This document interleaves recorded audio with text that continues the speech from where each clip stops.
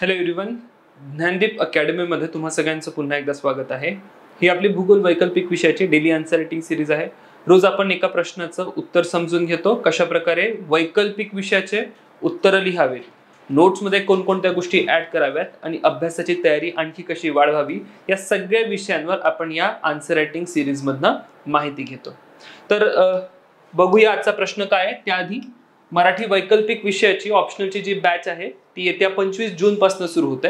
या बॅच मध्ये तुमचं सिलेबस कंप्लीट कव्हरेज असेल, एंड टू एंड जे सिलेबस आहे ते कव्हर केलं जाईल. At the same time topic wise notes असतील. अशाच प्रकारे जी आन्सर रायटिंग सिरीज आपली चालू आहे, तुमच्यासाठी एक डेडिकेटेड आन्सर रायटिंग प्रोग्राम असेल, मॅपिंग वर एक सेपरेट मॉड्यूल असेल आणि बरंच काही जे ऑप्शनसाठी आपल्याला लागतं ते सगळ्याच्या सगळं यामध्ये कव्हर केलं जाईल. तर भेटूया 25 जूनला. बघू आजचा नेमका काय प्रश्न आहे. तर आजचा प्रश्न आहे नागरी सूक्ष्म हवामानावर. ठीक आहे, प्रश्न विचारलेला आहे नागरी हवामानाचे वैशिष्ट्य उदाहरणांसह स्पष्ट करा. एक्झाम्पल सोबत सांगायचं आहे.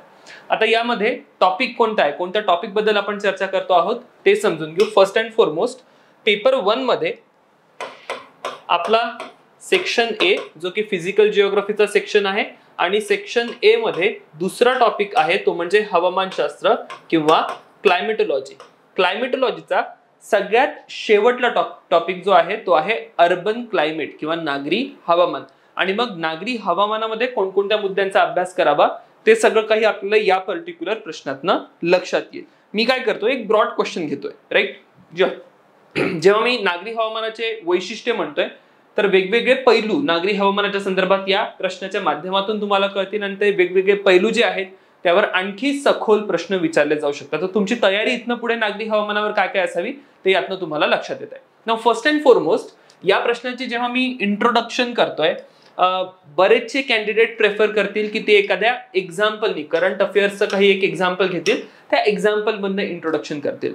बट माझा थोडासा अप्रोच या ठिकाणी हा आहे की मी डेफिनेशन कडे जातोय, कारण की मला काही कीवर्ड्स हायलाइट करायचे आहे, काही डिफरन्सिएशन्स दाखवायचे आहे. म्हणजे वेगळा जो काही आपला हवामानशास्त्राचा अभ्यास आहे, जेही मुद्दे आपण हवामानशास्त्रामध्ये समजून घेतलेत त्या मुद्द्यांपेक्षा थोडंफार वेगळं या ठिकाणी नागरी हवामानामध्ये आपल्याला काहीतरी दिसतं, विच इज व्हेरी स्पेशल. ठीक आहे, काही विशेष आहे आणि ज्या ज्या ठिकाणी काही स्पेशालिटीज असतात त्या ठिकाणी मग त्या स्पेशालिटीज मेन्शन करणे इज व्हेरी इम्पॉर्टंट. उदाहरणांचा अप्रोच मी का घेत नाहीये किंवा एक्झाम्पल वरनं मी या ठिकाणी स्टार्ट का करणं प्रेफर करत नाहीये, तर मला संपूर्ण आन्सर मधनं जितकेही पॉइंट्स एक्सप्लेन करायचे ते उदाहरणासह एक्सप्लेन करायचे आहे. आणि मग पुन्हा माझं इंट्रोडक्शन जे असेल ते एखाद्या एक्झाम्पल किंवा केस स्टडी सोबत असेल तर थोडीशी रिडंडन्सी, वारंवारता येईल, तेच थोडंसं काहीतरी आपल्याला दिसेल सुरुवातीपासून शेवटपर्यंत. तर म्हणून मग बेटर अप्रोच काय, बेटर अप्रोच हा आहे की मी या ठिकाणी व्याख्येपासून सुरू करू. आता जेव्हा मी नागरी हवामानाची व्याख्या करतोय, अर्बन क्लायमेटची एक आपली डिफिनेशन आहे, राईट. आणि मग अर्बन क्लायमेटची डिफिनेशन काय, तर अर्बन क्लायमेट किंवा नागरी हवामान हे असं हवामान आहे जे विशिष्ट नागरी प्रदेशांमध्येच आपल्याला आढळतं. त्याचे काही विशिष्ट पैलू आहेत, त्या हवामानाची काही विशिष्ट परिस्थिती असेल आणि त्या प्रदेशामध्ये काही विशिष्ट घटना होताना आपल्याला दिसतात. बघूया समोर आपल्याला लक्षात येईल की विशिष्ट परिस्थिती का निर्माण होते नागरी भागांमध्ये किंवा कोणकोणत्या महत्वाच्या घटना नागरी भागांमध्ये होताना दिसतात. आणि हे सगळं जेव्हा आपण हायलाइट करतोय तिथे एक वर्ड आपला हायलाइट झाला पाहिजे. इंग्रजीमध्ये लिहा मायक्रो क्लायमेट किंवा मराठीमध्ये लिहा सूक्ष्म हवामान. जेव्हा आपण नागरी हवामान म्हणतोय तर नागरी हवामान हे एक सूक्ष्म हवामान आहे.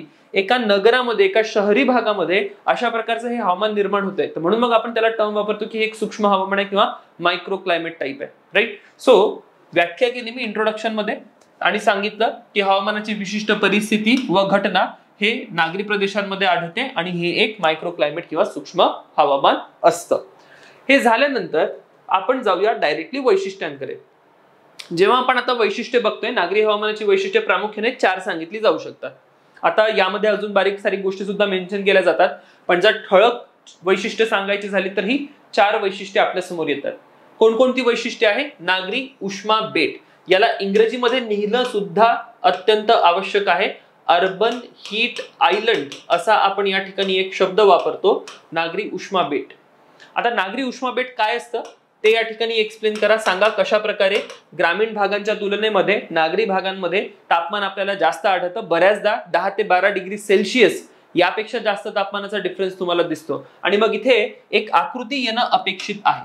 आकृती काय आली पाहिजे, तर आकृती बघा अशा प्रकारची एक आकृती आली पाहिजे ज्यामध्ये वाय ऍक्सिस वर तुम्ही तापमान दाखवत आहात आणि एक्स ऍक्सिस वर ग्रामीण भाग मधात जिथे तापमान सगळ्यात जास्त आहे ते नागरी भाग आणि पुन्हा ग्रामीण भाग. एक सिंपल आपला अनुभव आहे डे टू डे लाईफ मधला. गावाकडनं शहराकडे गेलो, तापमान वाढतंय, तापमान कमी होते. ही एक सिंपल डायग्राम. इथे शहरांमध्ये असणाऱ्या इमारती वगैरे दाखवा. आता हे तुमचं सजावटीचं काम आहे. वेळ असेल तर एक व्यवस्थित नीटली लेबल्ड डायग्राम काढणं या ठिकाणी अपेक्षित आहे.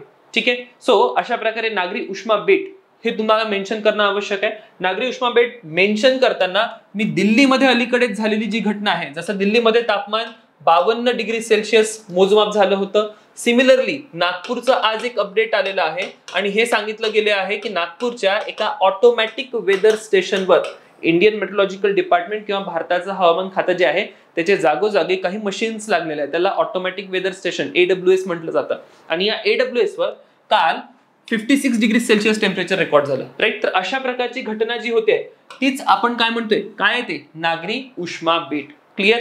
एक्सप्लेन करा की हे नागरी उष्मा बेट का होतात, काय काय त्याची कारणे. आता क्लासमध्ये आपण सगळ्या गोष्टी ऑलरेडी डिस्कस केलेल्या आहेत की का आपल्याला नागरी उष्मा बेटांच्या घटना होताना दिसतात, कॉन्क्रिटायझेशनचा काय रोल आहे, पोल्युशनचा काय रोल आहे, हवा ट्रॅप होते त्याचा काय रोल आहे. राईट. तर अशा प्रकारच्या सगळ्या घटना तुम्हाला या नागरी उष्मा बेट या संकल्पनेमध्ये सांगणं अपेक्षित आहे. त्यानंतर नागरी ढगफुटी, अर्बन क्लाउड बस्ट, अशा प्रकारच्या काही घटना आपल्याला मागच्या 10 वर्षांमध्ये किंवा 15 वर्षांमध्ये मोठ्याने होताना दिसल्यात.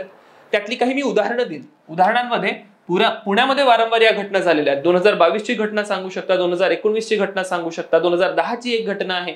आता अभ्यास करताना वारंवार मी तो सांगतोय की हा जो डेली आन्सर रायटिंगचा प्रोग्राम आहे याच्या माध्यमातून नोट्स खूप चांगले तुमचे डेव्हलप होत जातील. मी ज्या ज्या गोष्टी तुम्हाला तुमच्या नोट्समध्ये ऍड करायला सांगेल त्या गोष्टी तुम्ही ऍड करा. आयडेंटिफाय करा भारतामध्ये कोणकोणत्या नागरी ढगफुटीच्या घटना झालेल्या आहेत, वर्ष आणि त्यात झालेली हानी, या सगळ्या गोष्टी कोणत्या शहरामध्ये झालं, कोणत्या वर्षी झालं, काय नेमकी हानी झाली, काय नेमकी परिस्थिती होती, त्याच्याबद्दल एक शॉर्ट नोट तुमच्या नोट्समध्ये ऍड करून ठेवा. हे का महत्वाचं आहे, कारण की तुमची जी आन्सर्स असतील, आन्सर्स मच्युअर तेव्हाच होतील किंवा आन्सर्समध्ये व्हॅल्यू ऍडिशन जे काही असेल ती तेव्हाच असेल. ठीक आहे. तर मी या ठिकाणी वर्षांसहित घटना कोणकोणत्या झाल्या त्यांची चर्चा करेन. अदर दॅन दॅट प्रदूषण सापळा. आता हे एकदम नॉर्मल आहे. प्रत्येक शहरामध्ये तुम्हाला प्रदूषणाचा सापळा निर्माण झालेला असतो. पोल्युशन ट्रॅप किंवा अर्बन पोल्युशन ट्रॅप अशी त्याला टर्म दिली जाते. नागरी भागांमध्ये मोठ्या प्रमाणात प्रदूषण उत्सर्जित होतं आणि नागरी भागांमध्ये विंड पॅटर्न जे असतं, वाऱ्यांचं प्रतिमान, एअर सर्क्युलेशनच नसतं. ठीक आहे. हवा ट्रॅप्ड असते, हवेसोबत प्रदूषण सुद्धा ट्रॅप होतं आणि अशा घटनेला आपण अर्बन पोल्युशन ट्रॅप किंवा नागरी प्रदूषण सापळा असं म्हणत असतो. उदाहरणं आहेत. लंडनमध्ये वारंवार या घटना होतात, पॅरिस सारख्या शहरांमध्ये आपल्याला वारंवार या घटना होताना दिसतात. हिवाळ्यामध्ये या सर्व घटना आपल्याला मोठ्या प्रमाणात होताना दिसतात. अदर दॅन दॅट मायक्रो क्लायमेटचं आणखी एक वैशिष्ट्य आहे ते म्हणजे वाऱ्यांचे प्रतिमान. जे विंड पॅटर्न आहे, सर्क्युलेशनच नाहीये, कारण की मोठमोठ्या इमारती आहेत आणि इमारती असल्या कारणाने हवा खेळती नसते. राईट. तर अशा प्रकारची ही जी परिस्थिती निर्माण होते त्या ठिकाणी आपल्याला दिसतं की स्थानिक स्तरावर एक विशिष्ट वाऱ्याचं प्रतिमान जे आहे ते निर्माण झालेलं आहे आणि मग याचे अनेक कन्सिक्वेन्सेस आपल्याला होताना दिसतील. नाऊ एकदा आपण हे वैशिष्ट्य सांगितले, आपल्याला प्रश्नामध्ये काय विचारलं होतं की नागरी हवामानाची वैशिष्ट्ये काय आहेत ती उदाहरणांसह स्पष्ट करा. प्रत्येक ठिकाणी मी उदाहरणं दिलेली आहेत. ठीक आहे. आणि तो एक महत्वाचा पार्ट आहे. तुम्ही उदाहरणं जर दिली नाहीत, विस्तृत उदाहरणं देणं अपेक्षित आहे. फक्त शहरांची नावं लिहिणं किंवा शहरामध्ये अशी घटना होणं असं काही शॉर्टमध्ये लिहून चालणार नाही. थोडंसं विस्तृत, थोडीशी एक डिटेल तुम्ही त्या ठिकाणी मेन्शन करा. एकदा पहिला पार्ट झालाय. दुसरा पार्ट मी या ठिकाणी ऍड्रेस केलेला आहे उपाययोजना. विचारल्या आहेत का नाही, उपाययोजना विचारलेल्या नाहीत तरीही सुद्धा एक 10-20% कंटेंट मी माझा इथे स्पेंड करेल. ठीक आहे. उपाययोजना सांगेल. उपाययोजनामध्ये मी खूप जास्त इलॅबोरेट करत बसणार नाही. एखादी ब्लॉक डायग्राम काढून मी उपाययोजना सांगू शकतो. या ठिकाणी मी काय करतोय, एक ब्लॉक डायग्राम काढतोय, उपाययोजना सांगतोय. उपाययोजनांमध्ये अल्पकालीन उपाययोजना, शॉर्ट टर्म मध्ये काय केलं जावं, लॉंग टर्म मध्ये काय केलं जावं, 1 2 3 4 पॉईंट तुम्ही या ठिकाणी लिहा. दीर्घकालीन काय करणार आणि अल्पकालीन काय करणार. राईट. कारण की डायरेक्टली विचारलं नाहीये तर खूप जास्त एक्सप्लेन करणं अपेक्षित नाहीये. त्यानंतर कन्क्लुजन कडे जाऊया. कन्क्लुजन मध्ये अपेक्षित आहे की तुम्ही नगरांचा शाश्वत विकास, स्मार्ट सिटीज अशा प्रकारच्या की टर्म्स वापरा. हे सांगा की स्मार्ट सिटीज कशा डेव्हलप केल्या जाऊ शकतात ज्यामध्ये हा नागरी प्रदूषणाचा जो प्रॉब्लेम आहे किंवा नागरी हवामानाचा जो एक प्रॉब्लेम आहे, मायक्रो क्लायमेट जे तयार होते आणि त्यांनी अडचणी निर्माण होतात त्या दूर केल्या जाऊ शकतात. तर अशा प्रकारचं एक फ्युचरिस्टिक काहीतरी तुम्हाला या ठिकाणी प्रेझेंट करणं, एक ऑप्टिमिस्टिक व्ह्यू पॉइंट प्रेझेंट करणं अपेक्षित आहे. क्लिअर. तर अशा प्रकारे या प्रश्नाचं उत्तर तुम्ही लिहावं, आकृत्या काढाव्यात. राईट, कुठल्याही परिस्थितीत कमीत कमी 1 ते 2 आकृत्या आल्या पाहिजे. एक आकृती जी आली पाहिजे ती नागरी उष्मा बेटाची आली पाहिजे. दुसरी आकृती जी असेल ती ढगफुटीची काढा. ठीक आहे, ढगफुटीबद्दल आपण ऑलरेडी सांगितलेलं आहे की कशा प्रकारे उंच उंच मेघ या ठिकाणी निर्माण होतात, क्युमुलोनिंबस क्लाउड्स निर्माण होतात आणि त्या परिस्थितीमध्ये ढगफुटी होताना आपल्याला दिसते. तर अशा 1-2 डायग्राम सुद्धा इथे येणं अपेक्षित आहे. माझ्या उत्तरामध्ये बघा ब्लॉक डायग्राम्स आल्या, या आकृत्या आल्यात आणि खूप सारे एक्झाम्पल्स आले. तर हे झालं टिपिकल आन्सर रायटिंग जे तुम्हाला ऑप्शनल साठी अपेक्षित आहे आणि अशाच प्रकारची आन्सर रायटिंग आपण आपल्या येणाऱ्या कोर्समध्ये सुद्धा डेव्हलप करूया.